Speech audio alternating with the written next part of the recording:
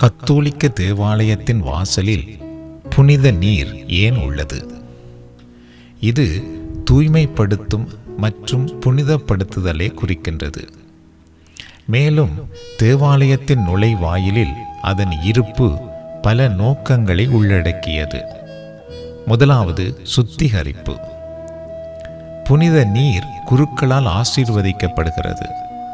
பாவம் மற்றும் அசுத்தத்தை அகற்றும் சக்தியுள்ள புனித நீராக நம்பப்படுகின்றது. தேவாலயத்துக்குள் நுழையும் பொழுது புனித நீரால் தம்மை ஆசீர்வதிப்பதன் மூலம் இறை மக்கள் ஒரு புனித இடத்துக்குள் நுழைவதற்கு முன்பு அடையாளமாக தங்களை தூய்மைப்படுத்திக் கொள்ளுகின்றார்கள்.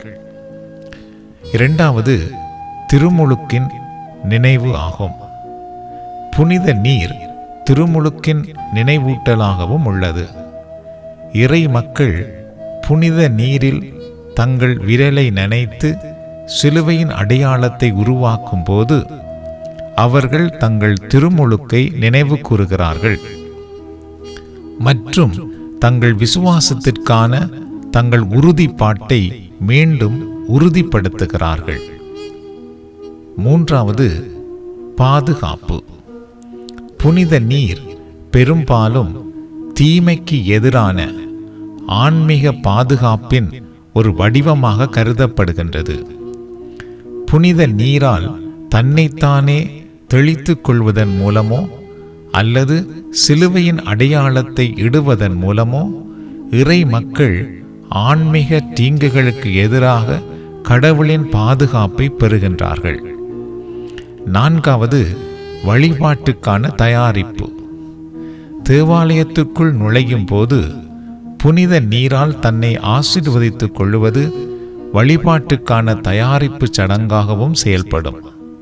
அத்துடன் இது பிற மதத்தினரையும் தேவாலயத்தை ஒரு புனித இடமாக பார்க்கவும் உணரவும் உதவுகின்றது மற்றும் வழிபாட்டில் முழுமையாக பங்கேற்க இறை மக்களை தயார்படுத்துகின்றது.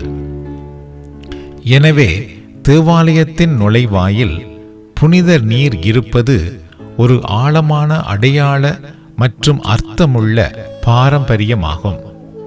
இது கடவுளின் பிரசன்னத்துக்குள் நுழையும் போது இறை மக்களை தூய்மைப்படுத்தவும் பாதுகாக்கவும் ஆன்மீக ரீதியாக தயார்படுத்தவும் உதவுகின்றது.